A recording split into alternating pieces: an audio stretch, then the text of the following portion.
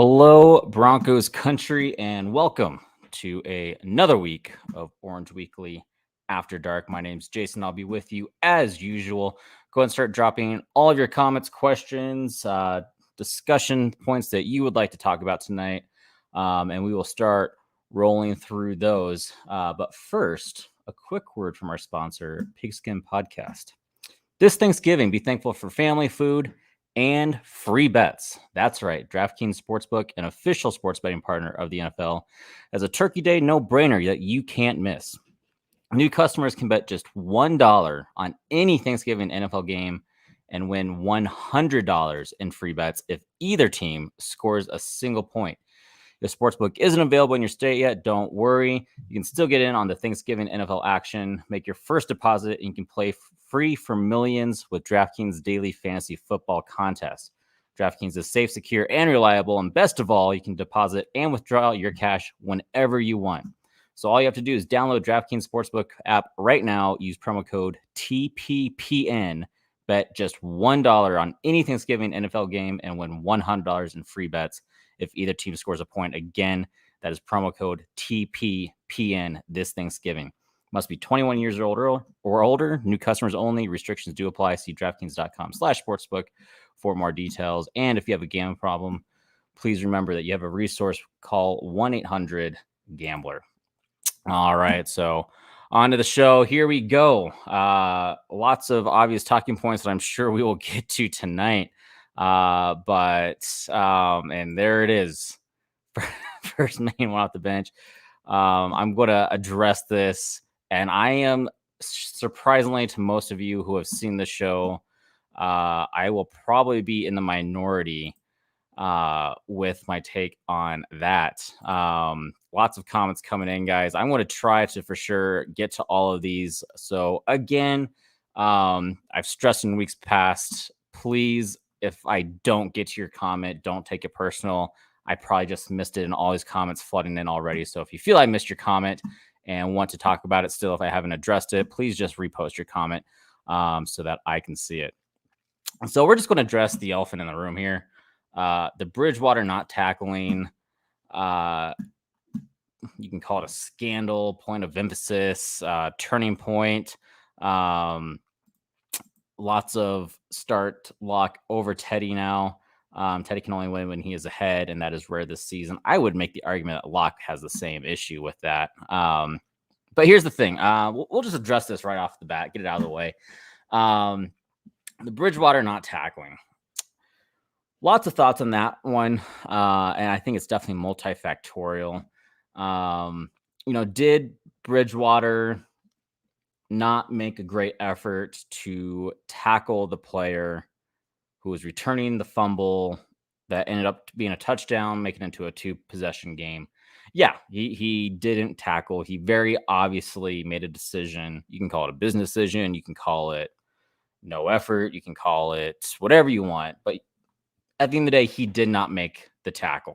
There's been lots of people saying since then, posting Peyton Manning having a couple tackles in his career, some other quarterbacks along the way. Here's the thing for me. And again, we're going to build this out. So we're going to start just with Bridgewater here. There are a lot of fans, and I use that term loosely right now, which I'll get into more later. But a lot of fans that are saying that Teddy Bridgewater has no heart, he's not a competitor, has no competitive spirit, doesn't want to be a pro, has no heart. So all those people, the dude came back from a very likely career-ending injury. Does that play a role in this decision that he made? Probably. To a mental aspect, absolutely. Keep in mind that he dislocated his knee, not his kneecap. His knee, the knee joint itself, which is considered an absolute emergency, either loss of limb, potentially loss of life if it is not handled correctly and quickly enough. He did that at a practice. So imagine the thoughts.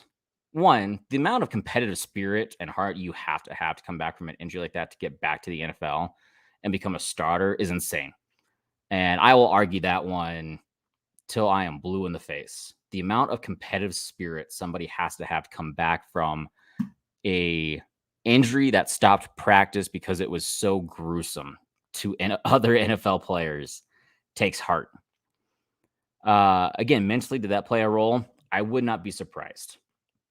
I could also make the argument that I heard a lot from Cleveland fans today on Twitter making the argument for Bridgewater, saying that earlier this season, their star quarterback tried to make a tackle after an interception and it ended up hurting his shoulder, and he has not been the same since. And that was his non-throwing shoulder. If you go back and look at the shoulder that Bridgewater would have had to throw into Slay, it was his throwing shoulder. So now we're talking about possible injuries to his shoulder.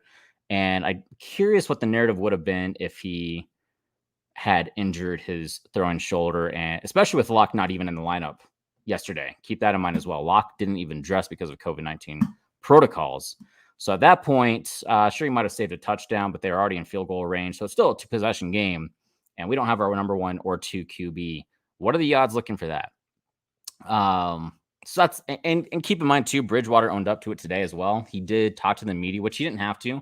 Most quarterbacks don't talk to the media on Mondays, but he talked to the media. He answered every question, and he was accountable for his actions. He said that he should have been better. He should have sacrificed his body. He gave all the right answers. And I know a lot of people are saying, well, those are just words. Well, it shows a lot of his character, because he did not have to come out and say any of that stuff. He could have hid, prepared for the next game, which it is a bye week now, but, could have just hid, prepare, and try to get people to shut up next game. He came out, addressed the media, and that takes a lot of character.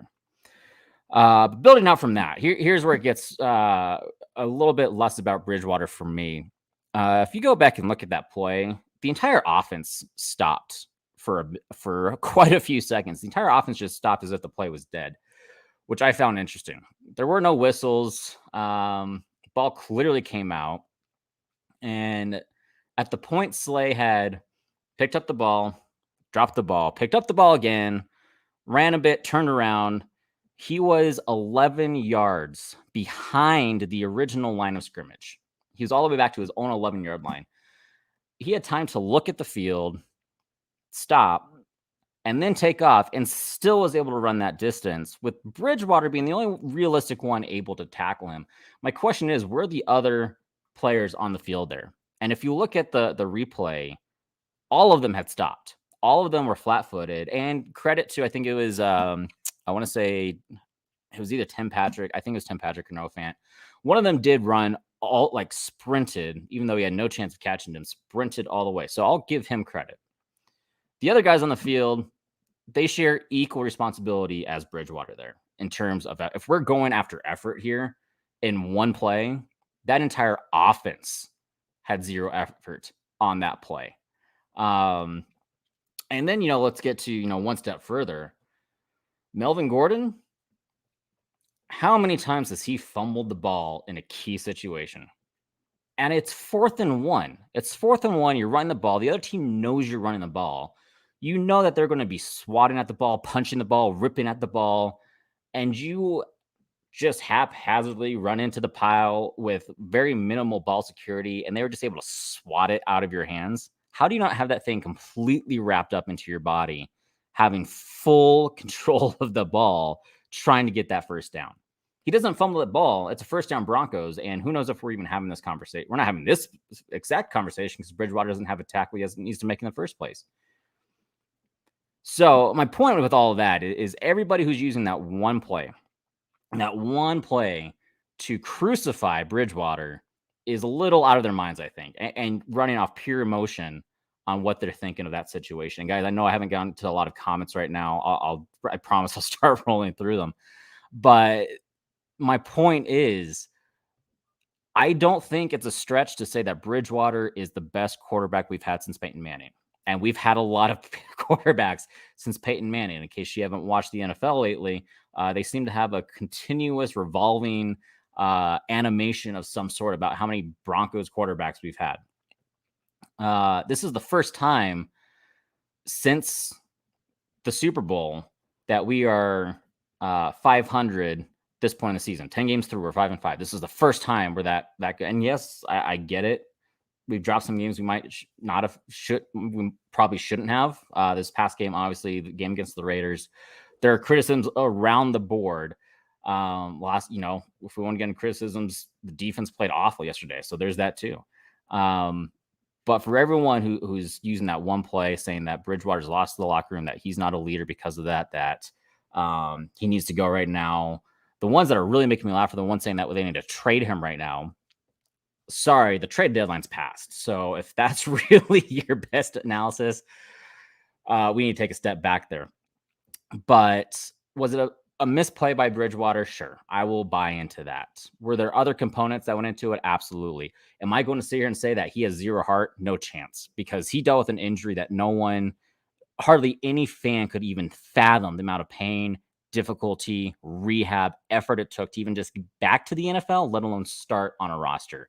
So if you're criticizing his heart, and my point is, there's a line between analysis and attacking a player's character and who they are as a person. And there are a lot of fans who say that they ride and die Broncos who are crossing that line today. And so I'm calling those fans out. Again, it's one thing to say that Bridgewater missed a play. Sure. But once you start attacking him as a person, his credibility, his heart, his character, that's when we start having an issue. If you're going to say you're riding and die Broncos, you can be unhappy. Sure. You can have criticisms. That's okay too. But at the end of the day, if he's still the starting quarterback, which he is, you need to find a way to support him at least as a person. Otherwise, are you really a ride or die Broncos fan? Or are we just a fair weather fan that is going to just roll with the tide, be happy on games that they do well, and crucify them when they make a mistake? Because if that's the case, then every single play on the Broncos made some mistake at one point or the other yesterday. Penalties, missed tackles, missed plays, missed opportunities. There's not a single Denver Bronco yesterday that I can think of that had a flawless game or even close to a flawless game. So that brings me to what's wrong with the Broncos. I don't know. It's a very up and down season so far. We start 3-0, then we drop 4 in a row, then we win 2 in a row, including a big game against Dallas, and then we drop a bomb against the Eagles. Thing is, I don't expect any changes to happen. There won't be a coaching change. There won't be a quarterback change. Fangio's already said he's sticking with Bridgewater. I think it's very, very apparent at this point that we will not see a coaching change until at least the Broncos are mathematically eliminated from the playoffs. And the way this AFC West is shaping out, that very well might be to the last week. Is Fangio and company going to be here next year? Probably not. Not unless there's some insanely crazy thing that happens and we make a serious run in the playoffs and get to the Super Bowl, which I don't see happening, but crazier things have happened. New York Giants, for example, won a Super Bowl when they went to the playoffs, I think 500, 8-8, and beat a very talented Patriots team that was led by a Tom Brady who was in his prime. So all that to say, don't expect a coaching change. Whether you think they should or not, I don't think they even should, to be honest, because it doesn't make us any better. We just saw this past week, we didn't have Shermer, and the play calling was just as bad, if not worse. So don't expect Shermer to go anywhere. And for whatever reason, the only argument that I would make would be McMahon. But it doesn't seem like they're going to fire him either. So to answer this, can we win against the Chargers? We can. If you look at the NFL, the past past 3 weeks, if you look at it tonight, with the 49ers upsetting the Rams, anyone can beat anyone on any given week. The Jags beat the Bills. We nearly shut out the Cowboys minus some garbage time points. Can we win against the Chargers? Absolutely, we can. We seem to have good success against them for some reason in general, even on our off years. But it's going to take a much better effort and game plan than what we had this past week. The good news is, the good news is it's the bye week, so we have a little bit of extra time to prepare for the Chargers and a bit of extra time to get healthy too. We had, I believe, 10 players on our injury report that headed into the game being questionable on their game status. That's a lot of banged up players on top of 2 others that were out, and that doesn't include all the players on IR. But it's a very beat up team right now, and so the timing couldn't be better in terms of a bye week because we are a very beat up team right now. So I'm going to say I still don't think we should start Drew Lock. I am not a Drew Lock fan. I could go on and on. A lot of people are saying that Bridgewater not tackling shows that he has zero leadership skills, which I don't necessarily how you correlate those two.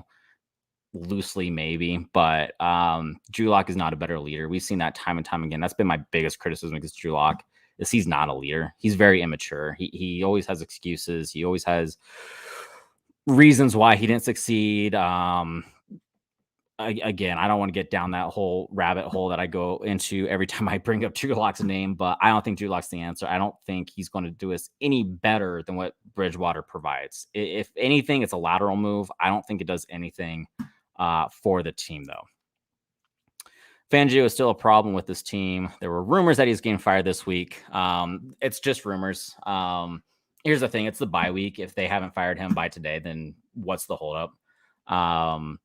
No, if there was a time to make the move, it would be during the bye week. But again, you don't wait halfway through your bye week to make that decision. You pull the trigger right away.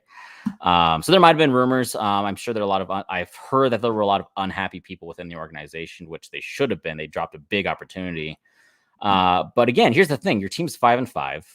Okay. And you are 1 game back from your division, 1 game back from being number 1 in your division. And yes, we can get into the whole argument of, well, that's a long shot, all that. It doesn't matter. Point is, you're 1 game back, have a lot of divisional games to play yet.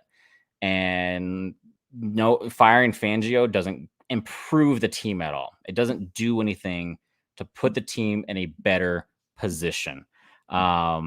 So will they fire him? Not this week. Not again. I don't expect Fangio to go before the team is literally has 0 chance of making the playoffs. So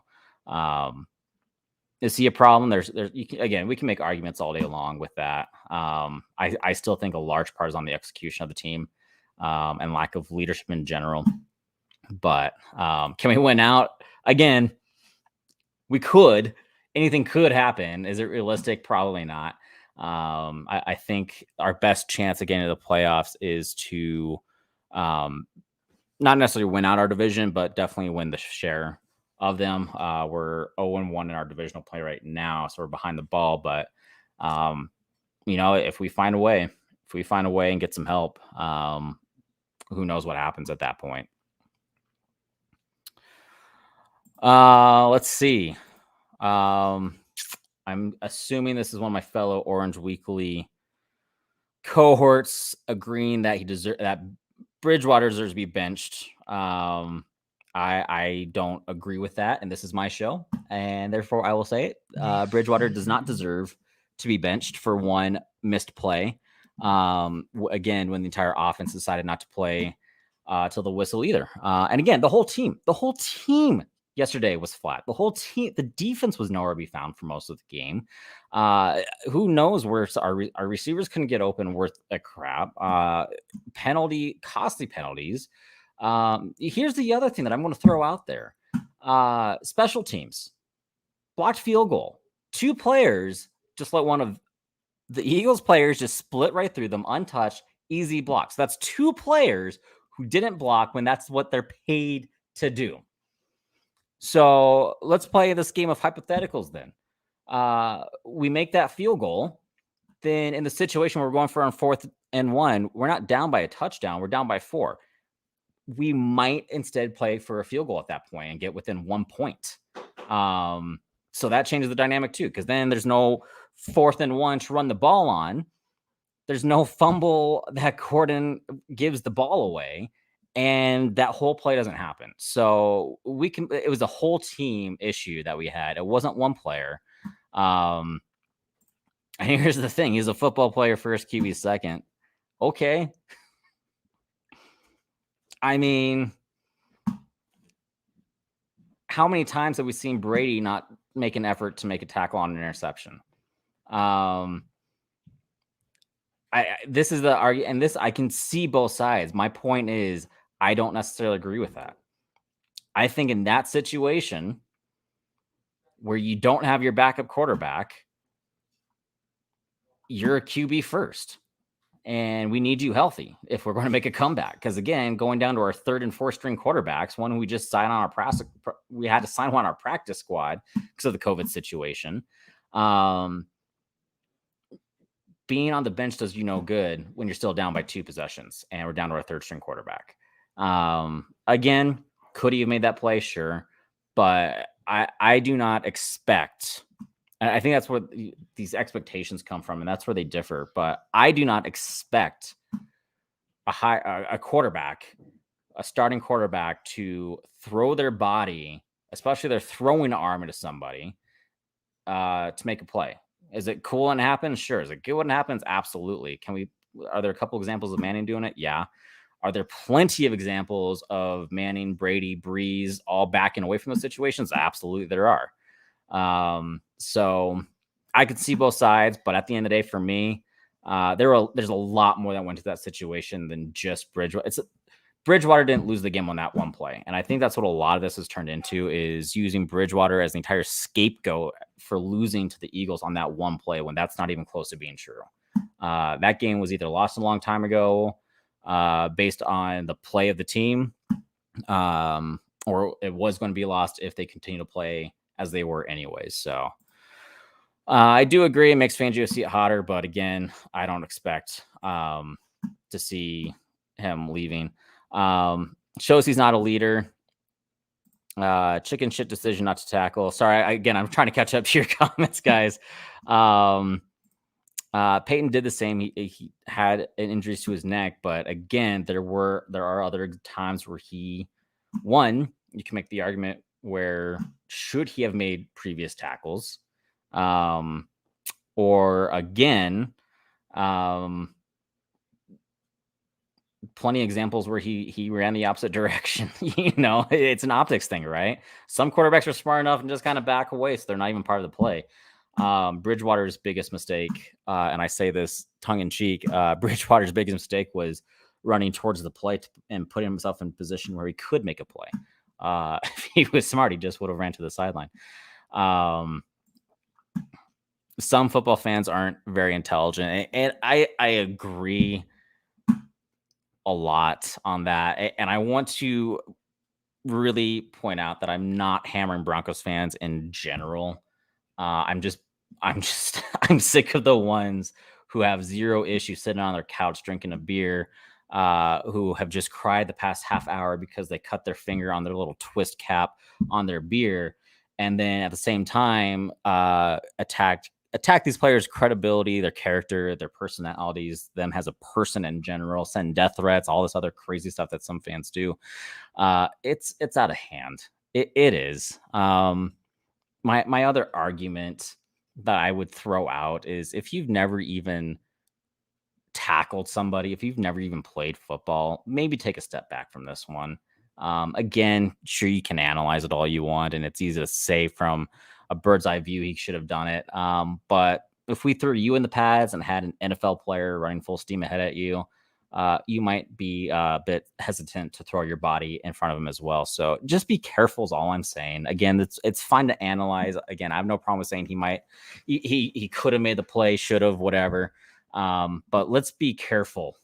Let's be careful as fans when it comes to realizing that these people are human too. They have human emotions, and I'm sure there was a lot running through his mind at that current moment.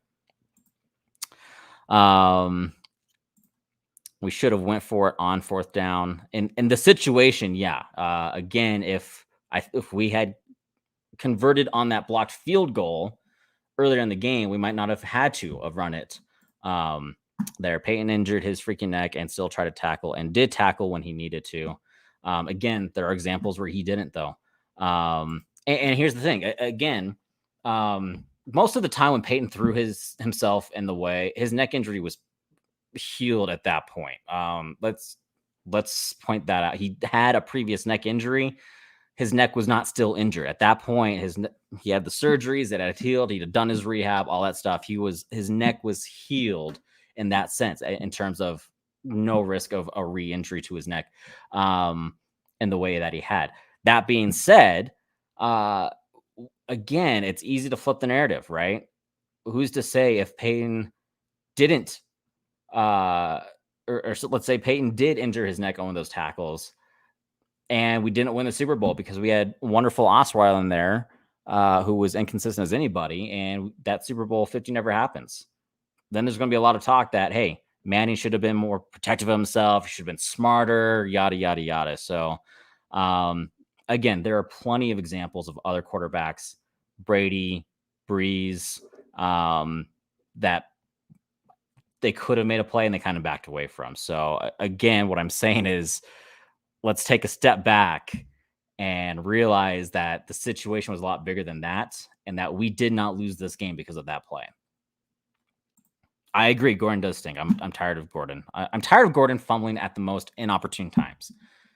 He doesn't fumble the most out of anybody in the league, but he fumbles at the worst freaking times, I tell you. So I know there's a lot of talk about up to this point, we've basically had 2 running back ones in terms of amount of carries and all that. It's time to get to a true RB1, RB2 system, and Gordon is RB2 in my book. Javonte Williams has played out of his mind the past few weeks. Smart player, cuts well, breaks tackles, does everything you want to do in a back, protects the football. I would not be upset at this point if they decide to give Javonte Williams the lion's share of the carries from here on out. I'm going to disagree with this one too. Again, it's hindsight's 2020. But here's the thing: Pat Surtain's been awesome, and you're Peyton and you're entering this year, and this is basically a tryout for the current staff, meaning that this is their one last chance to stay on board. You don't draft another project for them to have to try to work through, because then you have another line of excuses you have to work through, trying to figure out if you need to keep this coaching staff on board or not, or screw with this young quarterback who's a project now, when technically Drew Lock is still our project. So I don't disagree with George Payton's strategy at the time, and I still don't. Again, I would take right now Surtain over Fields, who is pretty much the only other one we could have picked at that time. Maybe a couple of others, but there's been, for me, very few negative plays from PS2, and he's going to be with us for a long time, and he's a standout corner already. So, I'm sure Peyton has a long-term contingency plan before that draft even happened of, we're going to do what we can to win now. And if that doesn't happen, then here's my plan moving forward, which could be trading for a quarterback this next season, this upcoming offseason. So I don't think drafting a quarterback would have put us at any better position than we are right now. And hey, we don't know that. we don't know that. 5-5, heading nowhere. Maybe. Here's the thing. It's okay to have a little bit of hope, people. And I get it. Broncos have been rough the past several years. We haven't had a good season since Super Bowl 50. But I mean, we have a chance right now. When was the last time we could say at this point in the season we had a chance? And you don't know. You don't know. If you're in the NFL and if you're able to get to Thanksgiving at 500 or better, you've given yourself a chance.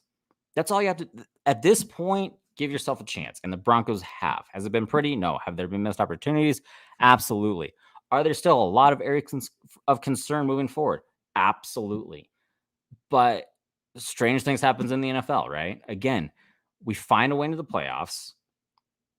At this point, again, we're 500 going into Thanksgiving because of our bye.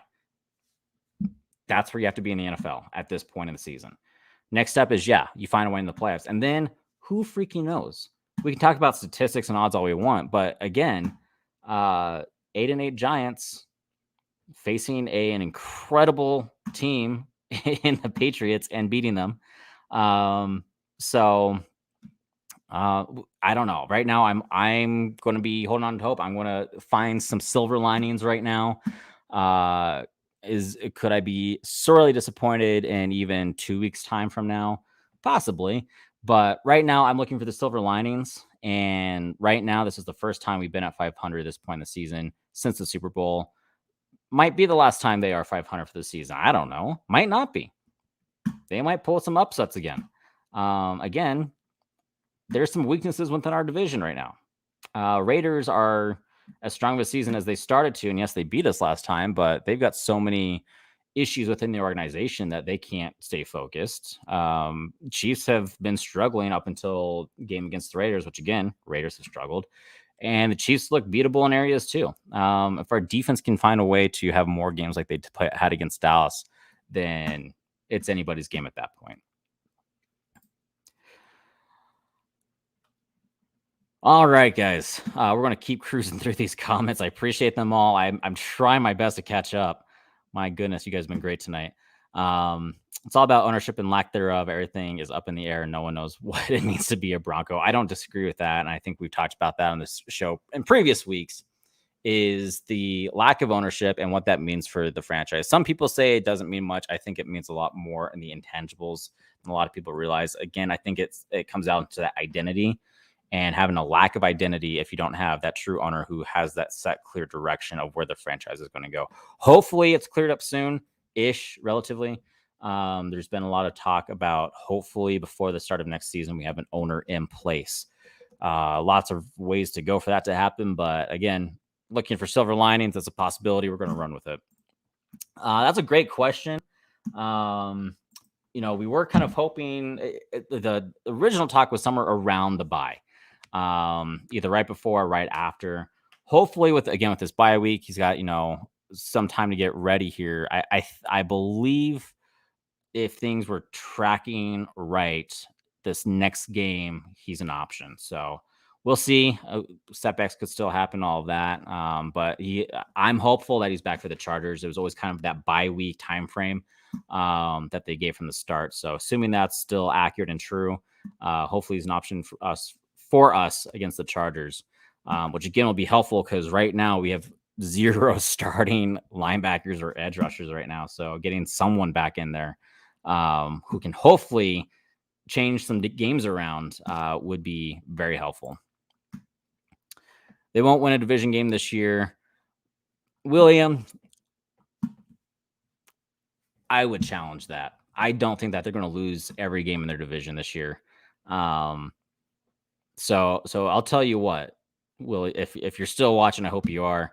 I apologize for just now getting your comment about 10, 13, 14 minutes after he posted it.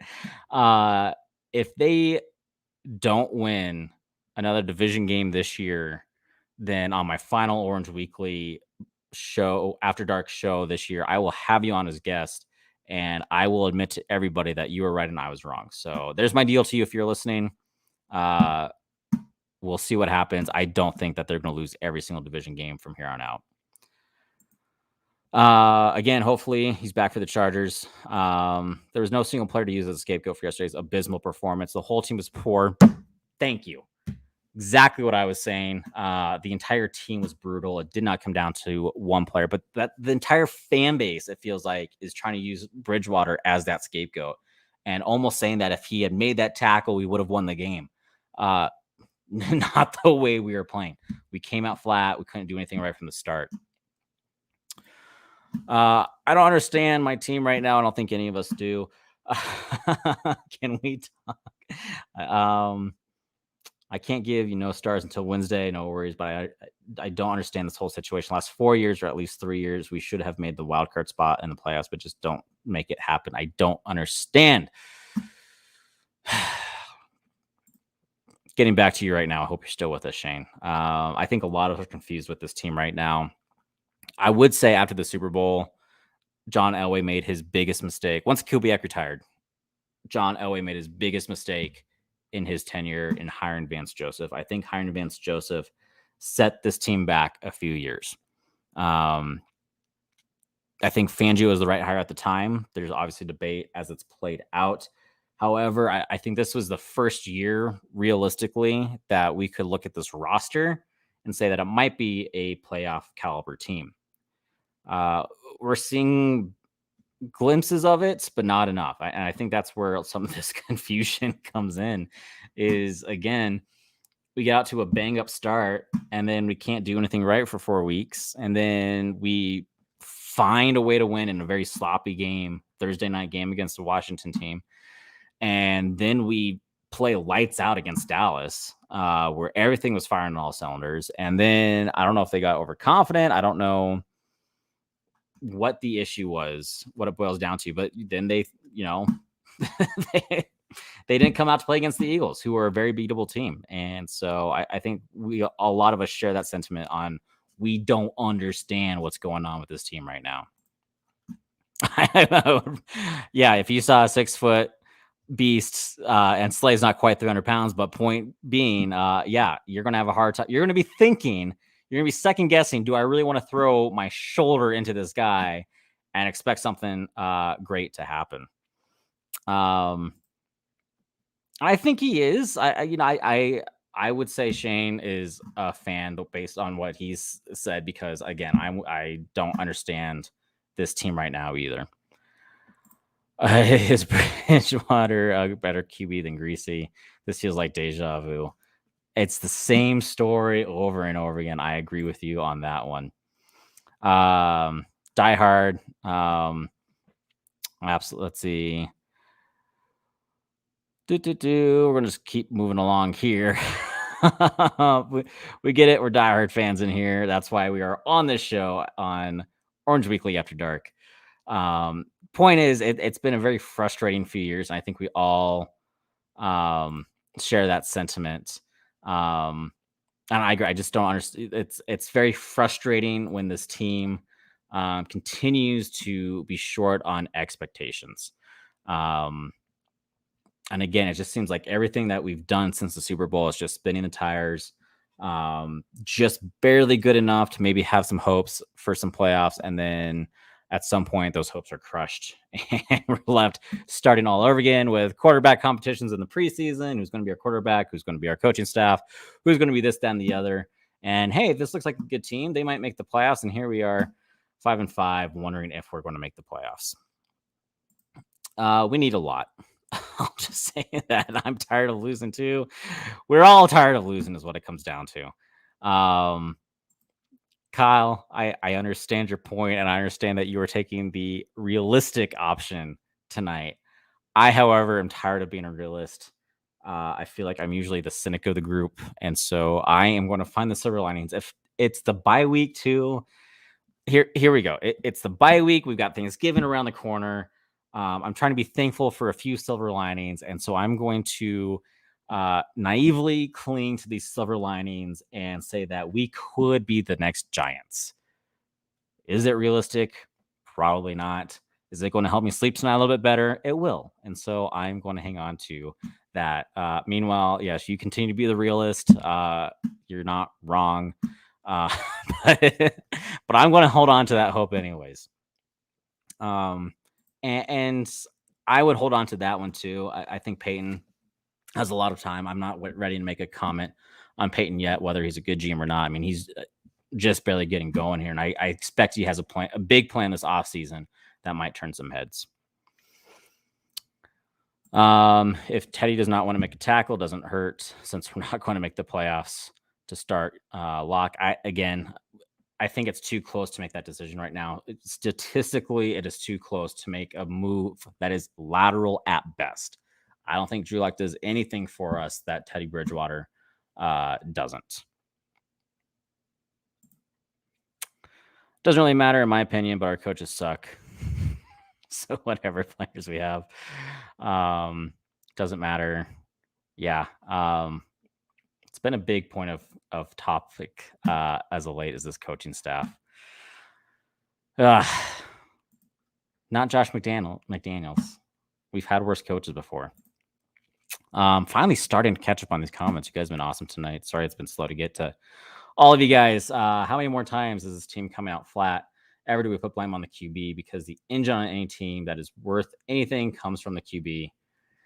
And I don't see it from Locke either. And that's the point. And one of my biggest issues the past couple of years, has been the lack of leadership on this team. Drew Lock is not a leader. I'll say that. Is Teddy Bridgewater a great leader? Doesn't look like it. Am I going to say he's not a leader because he didn't make one play? No, I think that's a bit excessive. But you're right. I don't think it just comes from the QB. I think it comes from the leadership of the team. And yes, we lost Von Miller, but even before we lost Von Miller, we weren't really seeing great leadership out of him either, in my opinion. There's no one. If you think back to the years where we were good, think of all the players that we had that were just insanely great leaders that could get the team going, hold them accountable, and be that guy that they turn to. Whether it was your Peyton Manning, your Ware, your Von Miller at the time, your Aqib Talib, your Chris Harris Jr., these guys that would get your team going.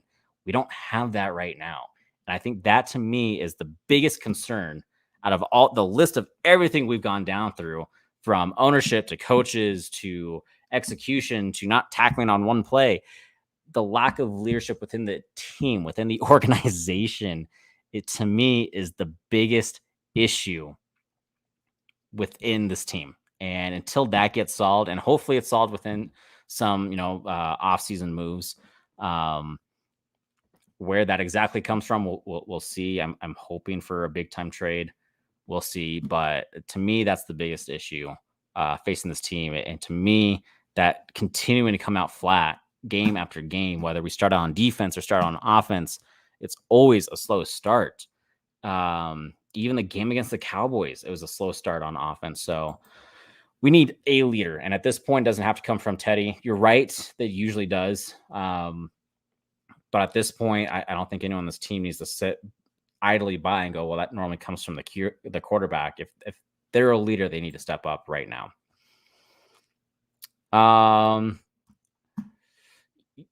Vance Joseph was still worse, in my opinion. Expectations, you're right. We just can't meet expectations. Hopefully by next season, we will. I will say this, and I might eat my words on this. We're going to beat the Lions when we play them. Travis, I'm sorry if they're not going through. Again, I've been very slow. I might have missed a couple along the way. So if there's a comment you really wanted to hit that I missed, just repost it for me, please. Sounds slightly odd here, but it wouldn't be so hard to swallow if the losses weren't so awful. You're not wrong on that either. It seems like no matter how it's drawn up, it's such a terrible loss.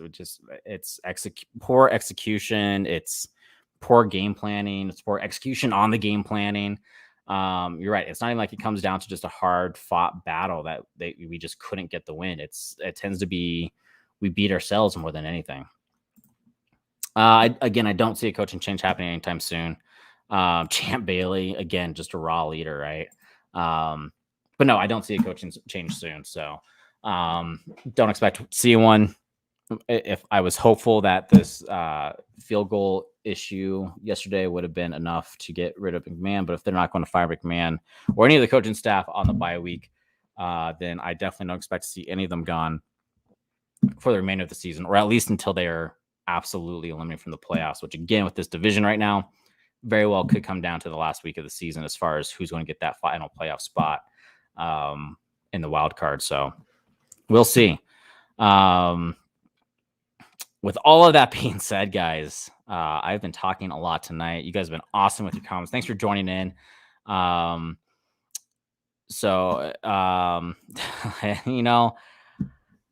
Some players did not have a bad game. I just don't think anyone had a good game or a great game. It's upsetting. It's frustrating. Going 6-4 into the bye week sounds a lot better than 5-5. But here's the thing: season's not done yet. I don't expect the players to give up, and I'll tell you what right now. I expect Teddy Bridgewater to come out firing against the Chargers in a couple weeks here. I think he's taking accountability of this. He's already apologized to his teammates for the play.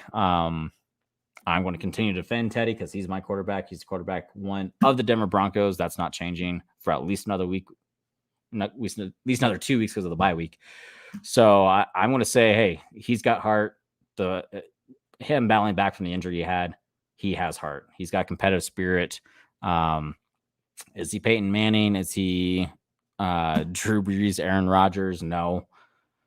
Is he the best we've had since Peyton Manning? Yeah, absolutely. So, who will buy the Broncos? I don't know. There's been some crazy names floating out around there. Hopefully it's somebody that has a good football mind and some good leadership as well. Hey, interesting stats. I don't have the exact numbers, but he actually has one of the highest percentages of throws deep. Doesn't always connect on them, but yeah, he might fire 5 yards a time. But here's the thing too: if we make those catches 5 yards a time, you pick up first down. So, do I wish he would throw it beyond the sticks on third downs a bit more? Yeah. But again, I think part of that's play calling. I think part of it's our receivers not getting open quick enough as well. So, hey, if he fires it 5 yards at a time, we actually catch it 5 yards at a time, we could make some very long drives that end in touchdowns. Draymond Jones did call out the coaching staff, which yes, in turn Fangio. But he also called out execution. So, and I think we've talked about that on this show before, where it's both, it's coaching, but it's lack of execution as well. And Fangio said that he needs to be better too. So it's a lot of people that need to be better across the board, from every coach to every single player. The good news is sometimes with this bye week, you can have a little bit of extra time to reset, to look at yourself in the mirror, find out what you need to be better at individually. And from there, good things can happen. Pulling up the NFL schedule here, who plays on Thanksgiving. I know for a fact that the Lions and Cowboys do. If I remember right, it's Cowboys against the Raiders, which would be a big win if the Cowboys can decide to win that for us. Let's see who else we got here. Once I can find the right week, because I believe we have another big game on Thanksgiving that might affect us. Maybe not. Biggest one for us is Cowboys against Raiders. Lions play Chicago Bears, which is just going to be a barn burner for a Thanksgiving game. And then the nightcap is Bills at the Saints. So some interesting games. Biggest one to look as a Broncos fan is that Cowboys game. They are at home against the Raiders. So hopefully they have enough pride and are embarrassed enough where they're going to take that out on the Raiders.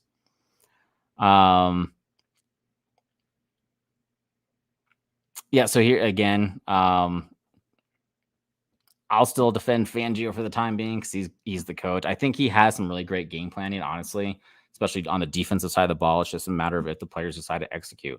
As a head coach, yeah, there's a lot of debate because a head coach skill set is much different than just kind of an X's and O's guys. But in terms of his game planning, I think he is a good game planner.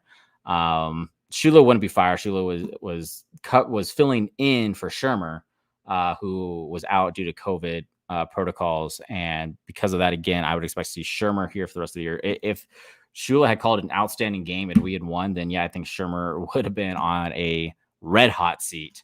But again, I think the play calling was questionable at best yet again. So again, I don't expect any coaching changes here. I wish we would bring back Lindsey. I don't think Lindsey would have anything to do with us, though, at this point. Bears and Lions is the early Thanksgiving game. And again, what a barn burner that's going to be.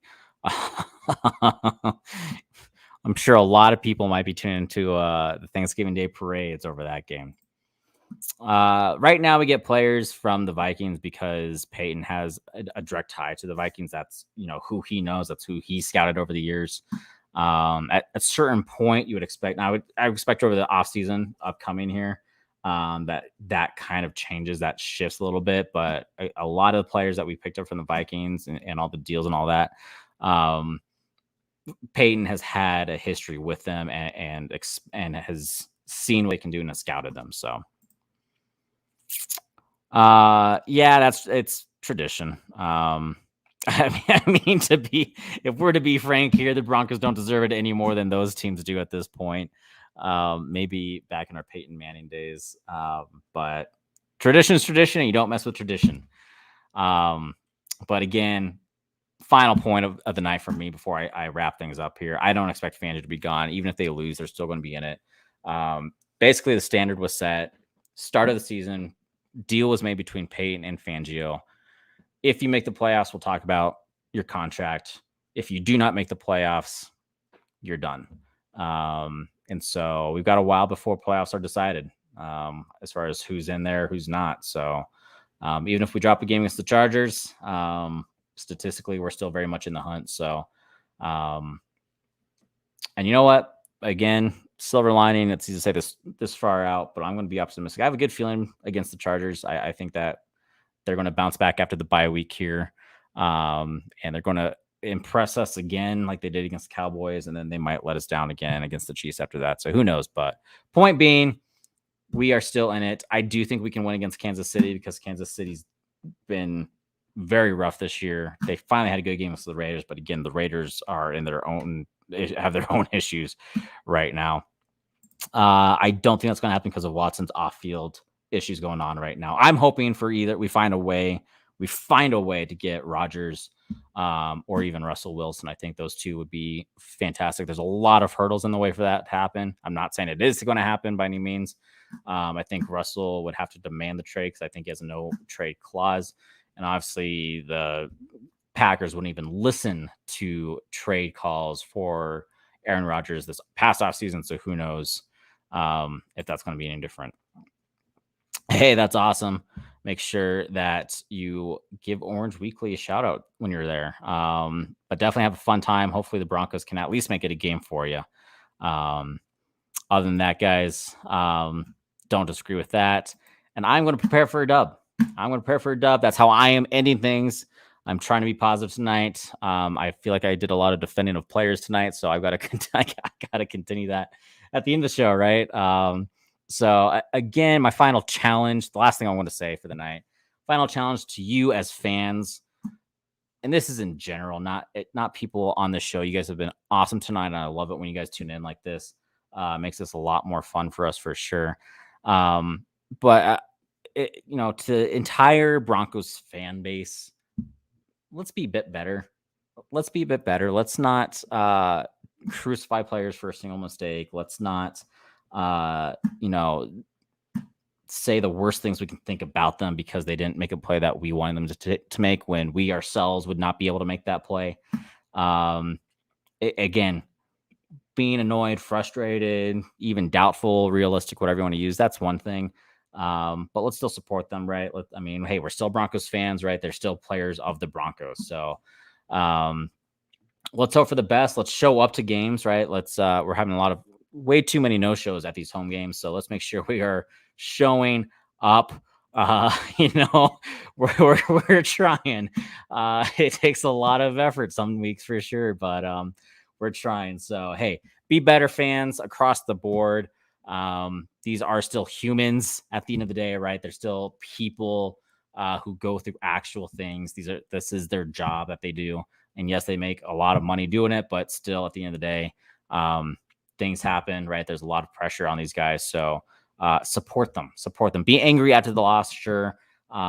But let's not cross that line that some people have started to cross with this Teddy Bridgewater situation. Let's not turn into that fan base that are sending our own players death threats because they didn't make a tackle. So with that being said, guys, thanks again for joining in tonight. Make sure you tune in for the rest of the week for all of our content coming at you. We got our flagship show tomorrow night, 7 p.m. We got podcasts coming at you pregame, postgame. We've got Tailgate Talk, which takes place about an hour before a game, which won't happen this next week, obviously, because of a bye week. And we also have halftime hash during our game. So lots of stuff coming at you. Even with the bye week, we will have stuff coming your way. With that being said, Orange Weekly After Dark is going to take a bye week as well with the team, because I need some mental breaks myself from the state of the Broncos here and how much they toy with my emotions. So be sure to tune in for the rest of our content, though. We will not see you on Orange Weekly After Dark next week, but have a wonderful, wonderful, wonderful Thanksgiving. Enjoy all the football on that day and all of the food and great things that come with that. And let's hope that the Broncos can somehow, some way get into the playoffs for the first time in way too long. With that being said, thanks again tonight. And with that, as always and usual, go Broncos.